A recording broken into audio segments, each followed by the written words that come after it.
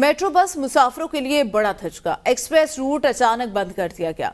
Express root बंद होने से मुसाफिरों को शदीद मुश्किलात का सामना, जबकि दूसरी मेट्रो बसों में भी रश बढ़ गया।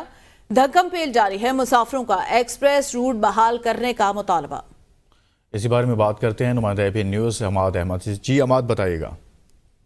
जी बिल्कुल, मेट्रो बस का जो एक्सप्रेस रूट है वो अचानक बंद कर दिया गया है और जिसकी वजह से मुसाफिरों को शदीद मुश्किलात का सामना करना पड़ रहा है।